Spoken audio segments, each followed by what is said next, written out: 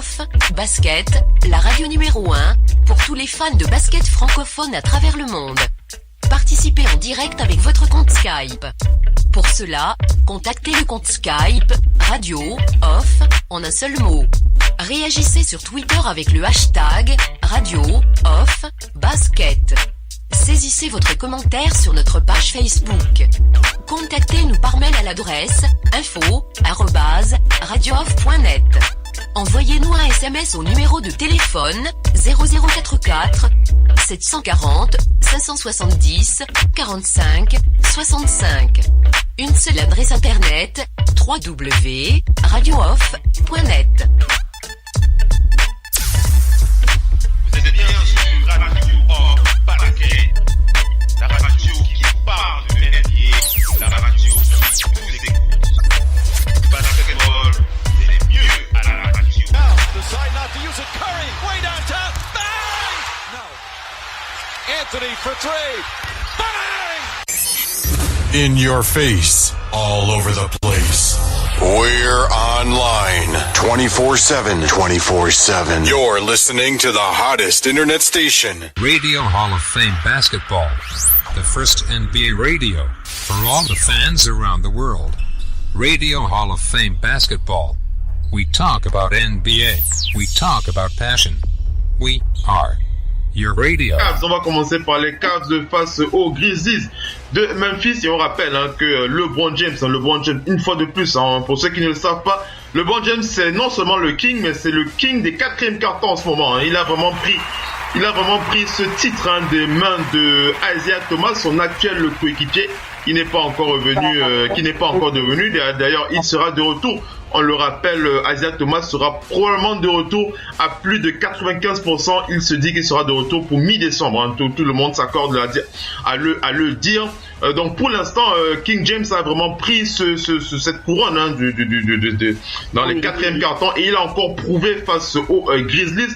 On rappelle que Tariq Evans, du côté des Grizzlies, avec 31 points, 7 rebonds, 12 passes. Marc Gasol était à 27 points, 4 passes, 6 rebonds, 2 contre.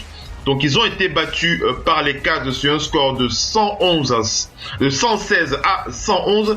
Et c'est la 11e défaite d'affilée c'est la 11e défaite d'affilée pour les Grizzlies, il faut le préciser. Et de l'autre côté, du côté des Cavs, c'est la 11e victoire d'affilée. Il faut le rappeler. Alors je reviens un peu sur les standings pour positionner un peu les Grizzlies. Les Grizzlies qui sont 13e de la conférence Ouest. Donc ils sont aux 3 dernières places de la conférence Ouest. Une équipe qui passe de très très mauvais moments. Et en face on avait donc LeBron James qui avait donc brillé de toute sa classe, surtout dans le dernier carton. Il a inscrit les 7 points. Les 7 derniers points sur les 34 points de sa soirée. LeBron James a inscrit les 7 derniers points sur la dernière minute du quatrième carton. Il restait sur la dernière minute et 22 secondes de ce match. Il a inscrit les 7 derniers points de ce match pour offrir cette 11e victoire. Et il a terminé le match avec 34 points, 12 passes, 5 ballons perdus de la part de King James, 13 sur 22 au tir. Et c'est surtout sur la fin du match qu'il a démontré une fois de plus qu'il est le King des quatrièmes cartons. LeBron James qui est, on rappelle, le meilleur scoreur in the paint de l'histoire de la NBA dans les quatrièmes cartons. Donc il impose LeBron James encore. Très bon joueur, LeBron James. Et ça, on se dit après coup, c'est l'histoire aussi qui lui rendra justice. Bien sûr. Pas maintenant que ça se décide. Et puis les éléments de comparaison avec les meilleurs ne tiennent pas, c'est pas les mêmes époques. Je tiens toujours à rappeler aux gens que à l'époque Jordan, le basket était beaucoup plus dur parce qu'il y avait beaucoup plus de talent au mètre carré. Pareil. Tu sais que dans cette histoire-là, il y aura toujours matière à discussion de toutes les façons. Mais on te comprend. Oui, un autre contradicteur te dira le contraire, donc mais on te comprend. Le talent était lui beaucoup plus dense au mètre carré. Ça, même le contradicteur ne peut pas le nier. Ah, ça, il y en aura toujours pour te le dire. Ce ne sera pas moi ce soir, en tout cas. J'ai autre chose à faire puisqu'il faut que je me concentre sur le programme. Sinon, on va y passer, on va y passer assez longtemps. Mais je comprends ton point de vue, ton point de vue est tout à fait clair et il n'y a pas de souci. Je voulais terminer avec ce match pour préciser que Kevin Love, qui a quand même eu un contact assez sérieux, un contact au genou avec Jamichael Green dans le 3e quart-temps. Mais il est quand même resté en jeu. Il va quand même être un peu il va être observé. Il a été observé par le staff médical. Pour l'instant, il n'y a rien de sorti. Il n'y a aucun rapport par rapport à son genou. Donc il doit bien se porter. Il a terminé le match avec 20 points et 11 rebonds. Dwayne Wade, qui est, on l'a dit tout à l'heure, qui est dans la discussion pour les meilleurs sixièmes de la NBA, était à 16 points hier soir. J.R. Smith était à 17 points.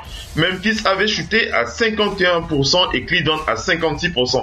Alors, Missy, il y a deux questions que je voulais te poser par rapport aux Cavs. La première question, c'est on peut constater quand même que Kevin Love, le départ de Kyrie a aussi libéré, non seulement il a libéré LeBron James, mais il a aussi libéré Kevin Love qui s'exprime beaucoup plus, on le voit beaucoup plus au scoring. Je ne sais pas si tu l'as constaté, en tout cas moi il s'exprime beaucoup plus parce que quand vous perdez Kyrie Irving, vous perdez aussi le scoring.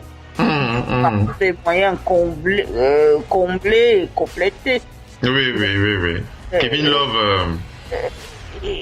Le remplacement devrait toujours se faire poste pour poste. Oui. Et à niveau équivalent. Eux, ils ont fait un remplacement poste pour poste et à niveau équivalent, sauf que Isaiah ne peut pas jouer. Et comme Isaiah ne peut pas jouer, il faut bien que quelqu'un porte le scoring. On oublie trop souvent les années passées à Minnesota. Kevin Love scorait vraiment beaucoup plus que ça. Bien sûr, il scorait beaucoup plus, ouais. Kevin Love qui tourne actuellement à 19 points, 10 rebonds, une passe décisive. Donc il tourne quasiment en double-double en ce début de saison. Kevin Love qui est vraiment libéré, qui libère vraiment tout le potentiel, enfin même pas le potentiel, le talent qu'on laissait déjà de lui, puisque comme l'a rappelé Missy, quand il joue dans le Minnesota, il dépassait facilement les 20-22 points par match.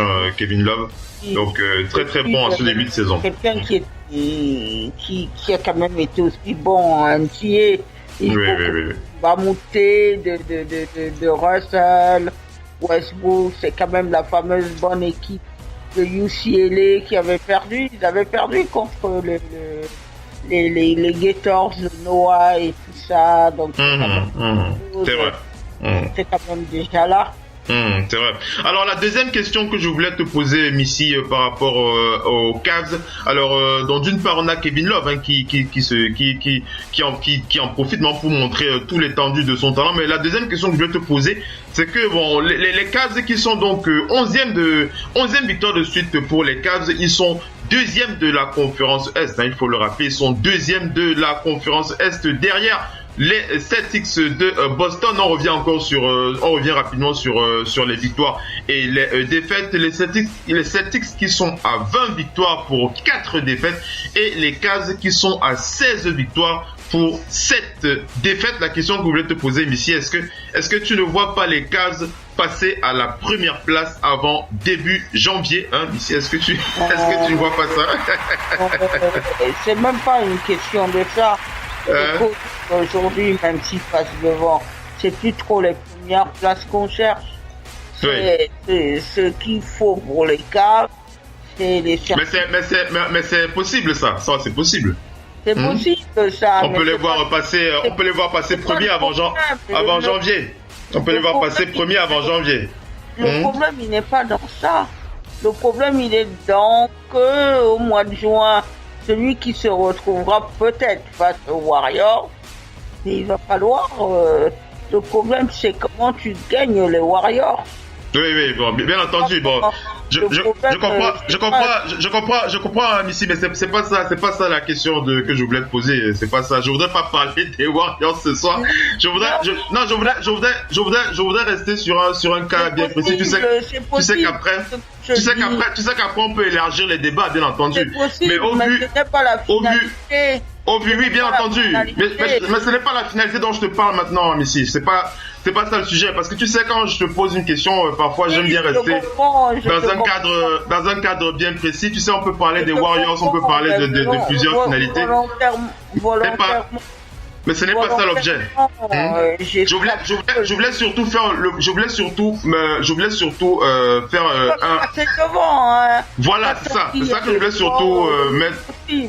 Bien sûr. Surtout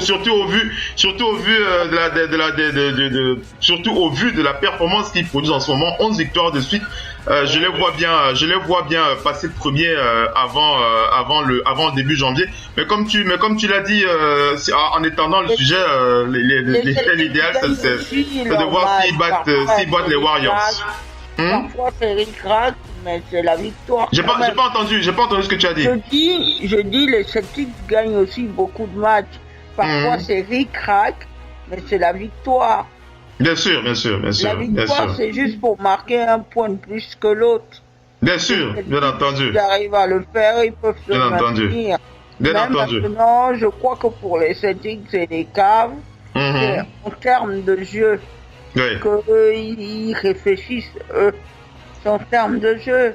Quand je vois les San Antonio Spurs, comment je joue, comment je me comporte, quand je vois OKC, comment je joue, comment je me comporte. Quand je vois Boston, il faut absolument que je batte Boston. Voilà. Alors quand je vois justement le calendrier des Celtics de Boston sur le mois de décembre, alors les Celtics de Boston ils affrontent alors je parle uniquement des grosses écuries alors ils affrontent quand même les San Antonio Spurs, ils affrontent les Spurs le 9 décembre. Ensuite on a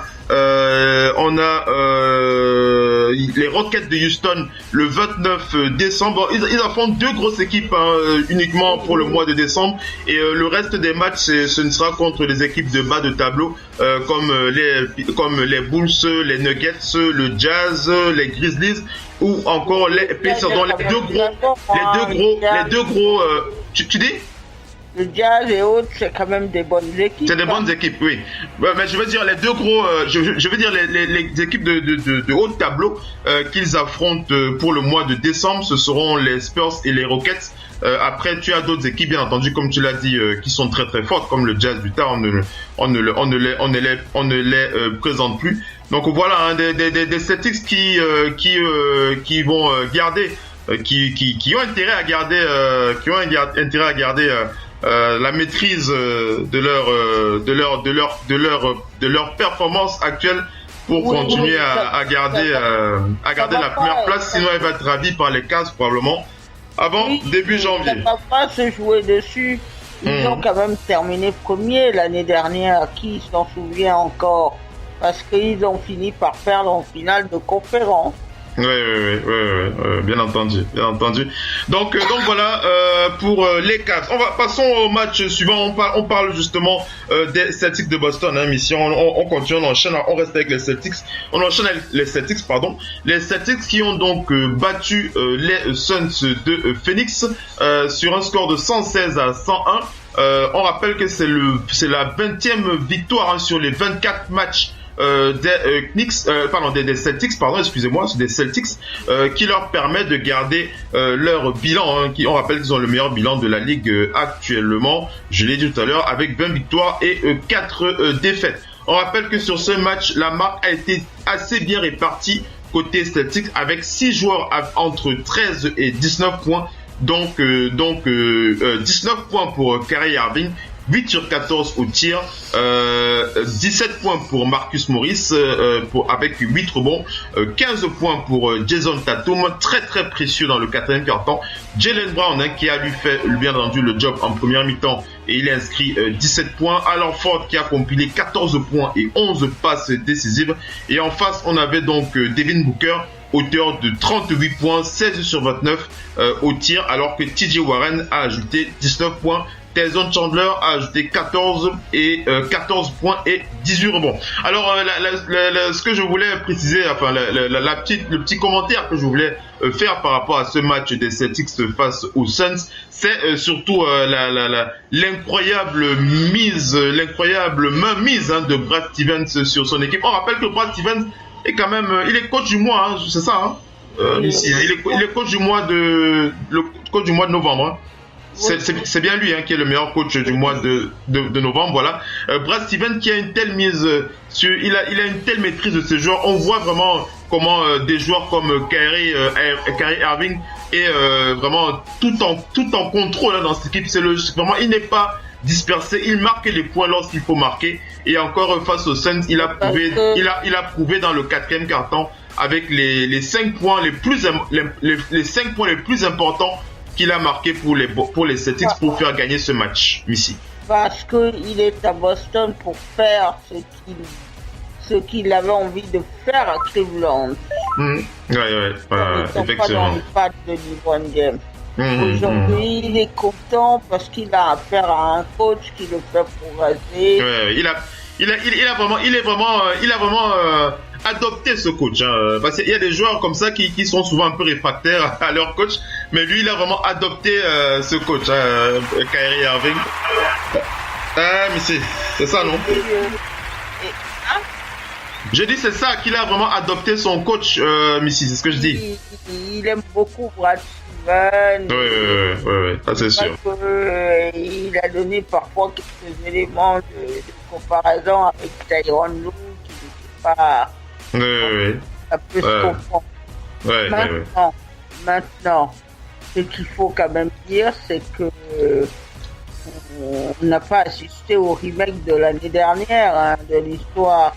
On se souvient de cette fameuse histoire où la salle de Boston s'était levée pour les fameuses 71 points de Devin Booker.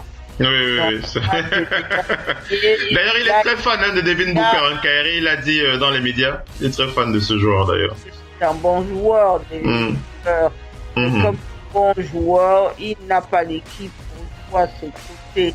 Oui. La sonnette d'alarme a été tirée pour un joueur qui s'appelle Chris Marquis. Marquis Chris, oui. Marquis Chris, voilà. Marquis Chris, pourquoi je me joins à cette sonnette d'alarme qui a été tirée et je tape sur lui. C'est un joueur qu'on a vu bon dans la première saison l'année dernière de rookie. Cette année, il n'est que l'ombre de lui-même. Ah oui, c'est dommage. Même qui s'appelle la discipline.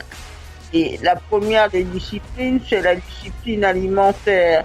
Malheureusement, il n'a pas... interpellé par sa mère, ses proches qui lui disent mais tu vois pas que tu me ressembles. Que tu es en train de prendre du poids. Tu as marqué ce que ça.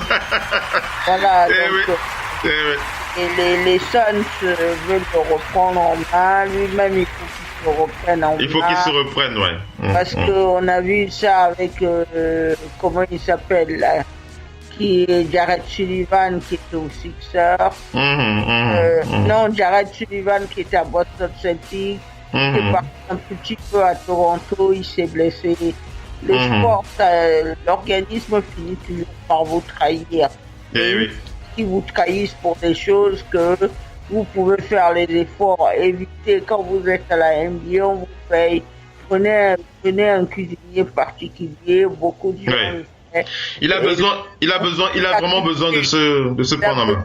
On le prendre en main. Alors Missy, on enchaîne. Permets-moi d'accueillir notre collaborateur sur le parquet de la radio, le Doc ONP en live sur le parquet dans ce NBA Flash Basket. Le Doc, bienvenue. Allez. Oui, bonsoir tout le monde. J'espère que vous allez bien. Ouais. Merci le Doc d'être avec nous ce soir. C'est comment cette fin de semaine, cette semaine qui se termine sur Radio Off? Oui, week-end familial. Je vais aller voir mon fils là-bas loin. C'est pour ça que j'arrive tard. Donc, tout le monde va bien. Oui, ça peut aller. Ok, super. Comme d'habitude, le doc, tu restes bien les pieds sur le parquet, dans le corner. On te fait la passe dans quelques instants. Le doc. D'accord, pas de souci. Ok, super. Alors Missy, on enchaîne avec le troisième match de la nuit que j'ai beaucoup apprécié. On avait déjà commencé à parler de lui, mais on va enchaîner. On parle bien entendu des Sixers, le duel des Sixers. Les Sixers face, le duel tant attendu à Joel Embiid face à Andre Drummond. Ce duel qui nous a beaucoup plu. Donc on rappelle que comme ça s'était passé le 23 octobre dernier, qui s'était terminé par une victoire des Sixers sur un score de 97 à 86. On rappelle avec Joel Embiid à 30 points et 9 rebonds.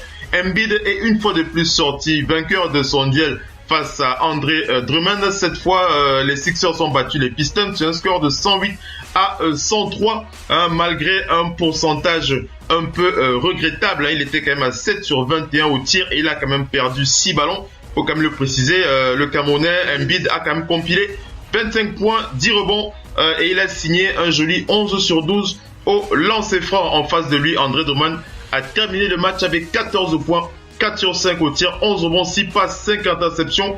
Mais sur ce qu'on retiendra surtout sur ce match, c'est qu'il a réussi, il a provoqué les fautes. Il a provoqué la 5e et la 6e faute de Andre Drummond en 1 minute avant que ce dernier n'assure 4 lancers francs pour donner 4 points d'avance à Philadelphie sur un score de 100 à 95. C'était à 2 minutes 35 de la fin de ce match. Et comme l'a dit Missy en début de talk show, les deux hommes qui se sont bien entendu congratulés, et ça fait plaisir devant les caméras de voir ça. Deux hommes qui se battent, qui nous donnent du plaisir comme ça sur le terrain, comme ça. D'ailleurs, Andre Drummond a été plutôt bon. Et il était vraiment bon. Mais sauf qu'il n'a pas pu aller au bout de match. Et je déclarais qu'il avait dit qu'il le ferait sortir du match. Ben, on l'a vu quand on a sifflé pour la haute. Et on a vu Joel Embiid en pleine célébration. Donc, c'est clair. Mais ce n'est pas méchant.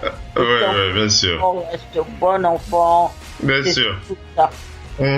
Alors on rappelle que Joel Embiid, comme ça une stat comme ça que nous donne le média qui nous donne les Sixers, voilà, tout simplement, ce sont les Sixers qui nous donnent l'info avec Elias Sports, en partenariat avec Elias Sports. Il précise que Joel Embiid il fait partie des 8 joueurs de l'histoire de la NBA à compiler 1065 points, 457 rebonds et 125 passes décisives à travers 50 matchs de carrière.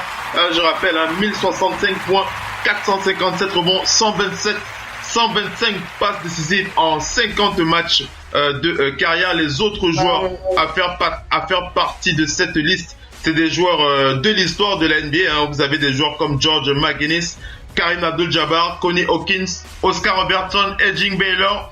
Et le seul joueur qui fait partie des joueurs actifs dans cette liste, c'est Blake Griffin.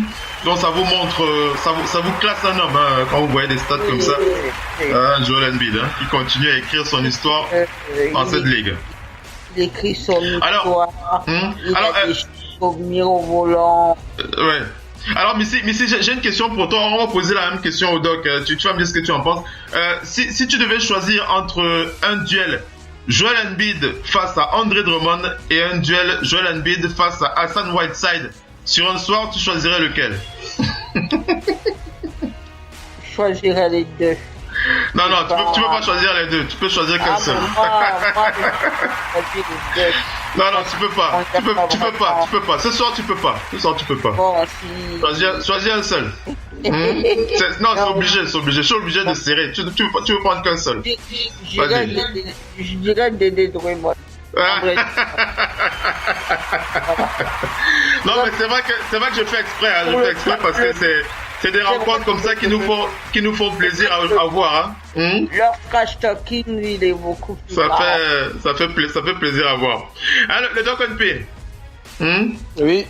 Jojo qui nous a fait encore plaisir ce week-end. Oui, la question que je posais, c'est si tu devais choisir entre deux duels, Joel Embiid face à Hassan Whiteside ou Joel Embiid face à André Drummond, tu choisirais lequel?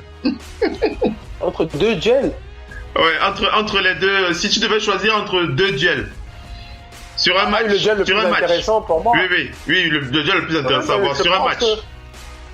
Je pense que il donne quelques centimètres à Drummond qui l'handicape. En plus, c'est comme il est agile, c'est pas juste le pivot, il est agile et puissant. Drummond est très handicapé devant lui. Drummond a beau faire des efforts contre Joel Embiid, il est très handicapé. Par contre Whiteside, je pense que il y a ces deux défenseurs lourds, il y a de la mobilité, et je pense que c'est un duel qui peut être plus intéressant à mon sens. À mon sens, c'est un duel qui peut être plus intéressant parce que Whiteside, autant offensivement, c'est pas une perle comme Joel, mais autant pour le manœuvrer, c'est pas évident du tout. Le manœuvrer, en tout cas, c'est moins évident que Drummond. Moins évident. Il l'avait dit, Drummond ne défend pas. En fait, il a dit un truc. Drummond défend, mais il a dit un truc qui est une rumeur à NBA ou bien un constat NBA sur Drummond. C'est parfois son manque de jugeote défensive qui lui pose des problèmes. Donc, un petit peu, il a redémontré. Donc, Drummond, en essayant de défendre proprement, a pris des fautes. Donc, parce que c'est pas son truc. Par contre, oui, je pense qu'un duel avec Whiteside. J'aimerais plus voir un duel avec Whiteside. Avec Whiteside. Avec deux joueurs grands, puissants, longilignes. Assez agiles, donc ce serait plutôt pas mal. En tout cas, c'est des duels qui vont continuer à nous faire plaisir pour le futur de la Ligue, avec ces deux. Vas-y, Messi. C'est que Joel Embiid, dans votre raquette, il est juste indéfendable. Il va vous sortir tous les mouvements pour vous enfoncer. Très fort. Ouais, très fort, Joel Embiid. Une petite pensée comme ça on rappelle que les Spurs vont affronter le Thunder. Ce sera à partir de 1h du matin. Et l'on voit Kawhi Leonard. Alors il va pas jouer ce soir. Je veux pas vous envoyer de fausses. Je vais pas vous envoyer ne pensez pas que quand je parle de Kawhi, il va pas jouer ce soir. Mais on le voit là sur les écrans. Enfin, je le vois sur mon écran là. Il est en train de faire quelques shoots avec une Air Jordan 32 low au pied. Voilà, la précision vaut la peine. La précision vaut la peine d'être donnée. Kawhi Leonard qui ne sera pas présent ce soir. Et pour terminer avec cette info concernant les Spurs, il faut rappeler que LaMarcus Aldridge ne sera pas aussi présent ce soir. Il ne sera pas sur ce match face aux Thunders d'Oklahoma City. Il sera au repos. Greg Popovich, qu'il estime que sur les 3 derniers matchs, il a assez donné comme ça. Donc il va reposer LaMarcus. Il va aussi reposer Rudy Gay. Et il va aussi reposer Tony Parker. Tony Parker qui sera aussi absent ce soir face à Russell Westbrook et le victory du Thunder. Donc voilà un peu pour les Spurs, assez rapidement, comme ça. Mais si tu voulais réagir, après on enchaîne avec le Jazz. Popovic, il tient énormément à la forme. Oui, ça c'est sûr. Il y tient comme à la prunelle de ses yeux, Voilà. On peut le dire. Donc on va enchaîner avec l'autre match qui nous a beaucoup marqué sur le parquet de la radio. Il s'agit, Missy, là on a parlé en début de talk show, il s'agit du match de la semaine du très très jeune Donovan Mitchell. Mitchell qui nous a sorti une performance incroyable sur ce match face aux Pelicans de Anthony Davis et DeMarcus Cousins. On rappelle qu'il a été acclamé par tout l'arena, la Vivint Smart Home Arena de Salt Lake City après son match incroyable. On rappelle qu'il est le 13e choix de la draft et qu'il a planté 41 points face aux Pelicans, 13 sur 25 au tir, 4 rebonds, 4 passes, et il a sorti une grosse fin de match, une grosse fin de match au Donovan Mitchell pour permettre au Jazz de gagner, de battre les Pelicans sur un score de 114 à 108, et il devient le 7e rookie de l'histoire de l'NBA à signer un match à plus de 30 points Ce n'était pas arrivé depuis 2011. Et Blake Griffin qui avait atteint la barre des 40 points lors de son année rookie. On rappelle qu'Anthony Davis a quitté le match à la suite d'une blessure à l'aine dans le début du 4e quart-temps. Anthony Davis qui était à 19 points, 10 rebonds avant de quitter le match dans le 4e quart-temps et DeMarcus Cousins a terminé le game avec 23 points, 13 rebonds et les Pelicans ont contré le match pendant les 3 quarts-temps avec une très belle réussite à 52%. Ce n'est que sur la fin qu'ils ont perdu le match, surtout à cause de ce joueur de Donovan Mitchell qui n'a même pas eu besoin de prolongation pour aller au bout de ses 41 points. Il était extraordinaire. Ah, Missy. Oui, il est juste excellent. C'est plusieurs matchs à 20 points ou plus. Le record en carrière, je crois, c'est ça, intervient hier. Oui. C'est juste un rookie qui est mirobolant. On cherche même les éléments de comparaison, il n'y en a pas vraiment. Quand on commence à monter dans ces niveaux-là, c'est surtout qu'il n'a pas froid aux yeux. Et vous n'allez pas l'impressionner. Vous pensez qu'il va se faire impressionner par un quelconque LeBron James ou autre personne, vous rêvez. Oui. Très fort, Dennis Donovan Mitchell. Toute la ligue est en train de le voir, quoi. C'est quand on dit il faut drafter malin, bien drafter les gens. Utah est quand même Utah, les Bucks et les Sixers sont quand même vivent quand même actuellement de leur bonne draft. Oui, effectivement, un joueur, oui. Pareil, tout. Il y a quelques franchises qui savent maintenant que dans les drafts, il faut être très regardant. Ah, ça, c'est très fort. Alors, allons vite sur la question que je voulais te poser. Après, on va poser la question aussi au Doc Missy. D'ailleurs, c'est toi qui m'as inspiré cette question, puisque dans tes déclarations, je voulais en parler et tu as enchaîné avec une passe aveugle, on va dire ça comme ça. Donovan Mitchell, qui est logiquement dans la discussion, il peut menacer le favori à ce titre de rookie de l'année qu'est Ben Simmons. On rappelle que c'est Ben Simmons qui est favori à ce titre-là. Ben Simmons, il peut menacer Ben Simmons, et je vois même que c'est peut-être lui aujourd'hui celui qui peut le plus menacer Ben Simmons. Oui. Ben Simmons. Utah Jazz au début. Il n'était pas prévu qu'il joue autant. Tellement un bon joueur. Quand il est très fort. Vous faites de la place pour qu'il joue. Il est très fort. À mettre quelqu'un sur le banc. Il est très fort. Il faut procéder aux ajustements. Quand vous avez identifié le talent, je ne peux pas vous dire il a le talent, mais il va rester sur le banc. Très fort. Indispensable pour gagner les matchs. Il est très fort, Donovan Mitchell. Les matchs, c'est bien, il est en une saison de rookie, mais il a plus que les aptitudes d'un rookie. Oui. Il est obligé de tirer parti de ça. Et on avait dit après le départ de Gordon Hayward, la reconstruction serait dure. Et il tombe là sur une pépite, quoi. C'est vrai, c'est clair. Alors, le Doc NP. Oui. Le Doc NP, Donovan Mitchell qui nous a encore ébloui de toute sa classe hier, 41 points pour lui. Je te pose la même question. Il est le joueur qui peut menacer Ben Simmons à la conquête de ce titre de rookie de l'année. Ben Simmons. Mais si tu voulais encore dire un mot, parce que on fait la passe au Doc. Vas-y. Vas-y le Doc. Vas-y. A priori, après il y a le côté hype qui joue et il faut qu'il fasse son trou.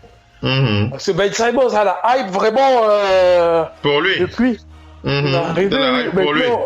Après, il y a ceux qui regardent le basket vont identifier vite ce petit-là et je pense que le rookie game devrait aussi permettre que le monde le voit, parce que c'est pas tout le monde qui suit les matchs du Jazz, malheureusement. Il y a ça aussi qui joue. C'est pas tout le monde qui suit les matchs du Jazz, donc C'est vrai. Et après, ceux qui regardent au fur et à mesure, son nom va sortir. Hein, de plus en plus, oui.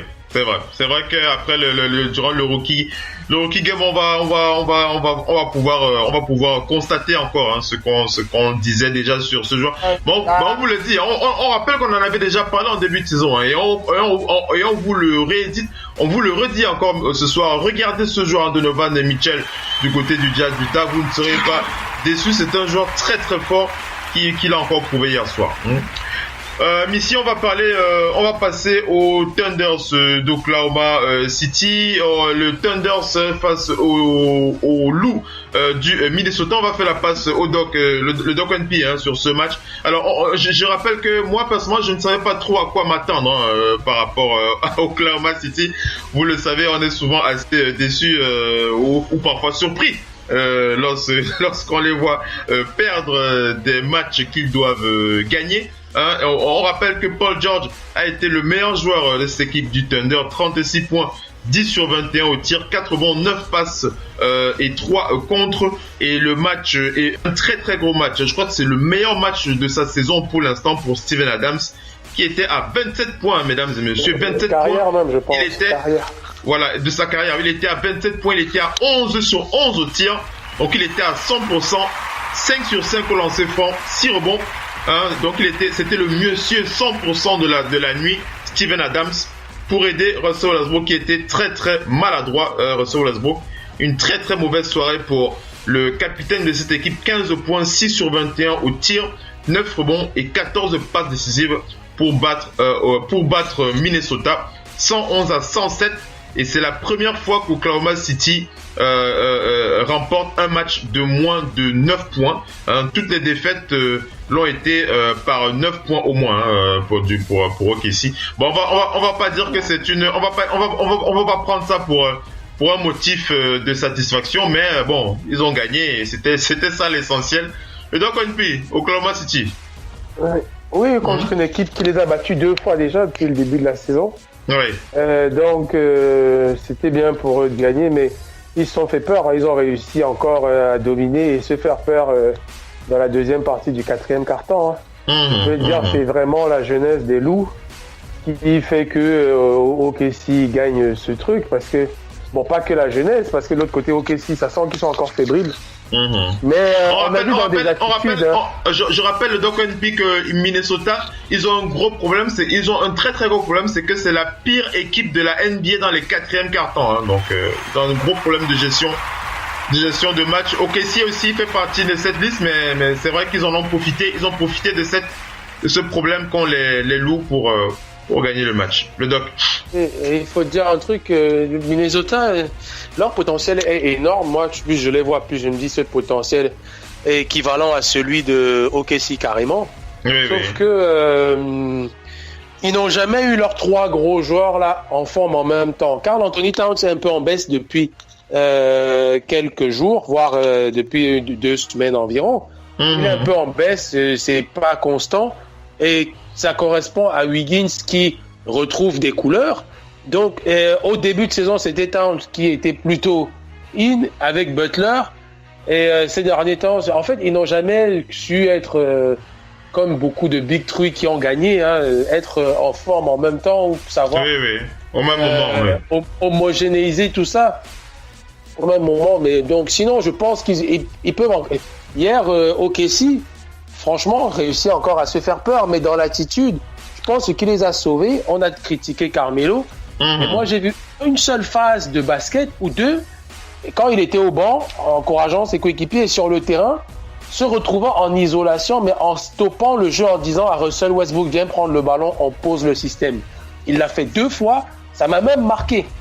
Ça m'a marqué, surtout dans les moments chauds, là, c'était dans le 4e. Oui, je vois, Anthony s'est retrouvé, il pouvait jouer son joueur 1 contre 1, mais il a stoppé le jeu, il a vraiment cassé le jeu, il a appelé Westbrook qui est venu poser le système. Il est allé, il a décalé son joueur à l'angle, il est resté à son 45 degrés. Westbrook est entré, il a joué avec Adams. Je dis, c'est sa cible préférée. L'an dernier, Adams, c'est la cible préférée de Westbrook qui faisait des 12 passes décisives, 15 passes décisives. Adams qui était sa cible préférée. Et là, cette année, il a en plus la possibilité de ressortir à 3 sur sur Carmelo ou de jouer en coupe de fond sur Paul George. Donc, il a beaucoup plus de cibles, mais on ne comprend pas pourquoi il ne fait pas autant l'année dernière. C'est juste parce que s'il joue comme hier, où à un moment Melo n'a pas forcément besoin d'aller chercher du 1 contre 1, ou que Paul George laisse le jeu venir à lui, là il y aura plus de possibilités selon moi. Mais je pense que ils sont encore fébriles, mais hier ils ont montré l'exemple. Je pense que les critiques de la semaine ont fait qu'ils se sont assis, mais ils sont assez grands. Hein.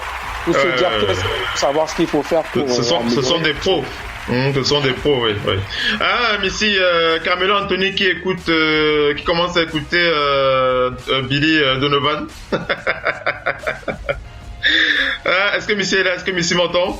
Missy ne m'entend pas. Oui. Oui, on parle d'Oklahoma City. Je disais Carmelo Anthony qui commence à écouter Billy Donovan un petit peu, petit à petit. Il faut qu'il se modifie aussi. Oui. Cette équipe, on se dit, vous avez 3 All-Stars et 3 futurs Hall of Famers qui ne peuvent pas jouer ensemble. Oui. Dans cette équipe. Il faut qu'il puisse le faire. Oui. Véritablement. Et comme je dis, et comme j'aime à le dire, certains joueurs, il faut les reconstruire. Il faut les remettre dans d'autres tâches. Oui. Dans d'autres tâches, dans d'autres tâches qu'ils peuvent faire. Il faut que Melo, peut-être il peut faire de la défense, peut-être il peut prendre quelques rebonds. Vous avez d'armes, mieux c'est, parce que vous êtes finalement dissuasif. Qu'il accepte de ressortir un peu de son jeu habituel de temps en temps pour faire d'autres choses. C'est ce que tu veux dire. C'est ce que tu veux dire, Missy. C'est bien ça.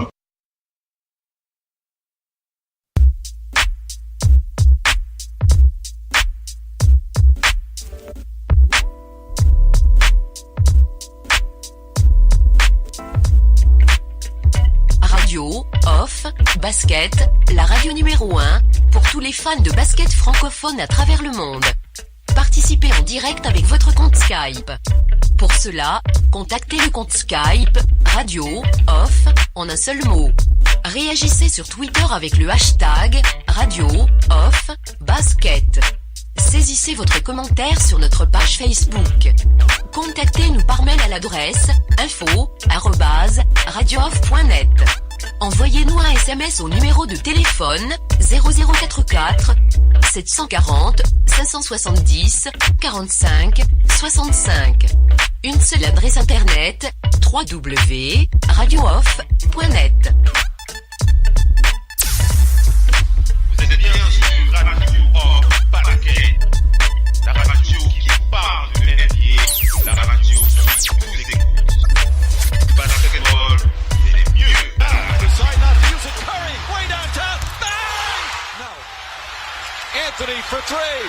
Bang! In your face, all over the place. We're online 24/7. 24/7. You're listening to the hottest internet station. Radio Hall of Fame Basketball. The first NBA radio for all the fans around the world. Radio Hall of Fame Basketball. We talk about NBA. We talk about passion. We are your radio.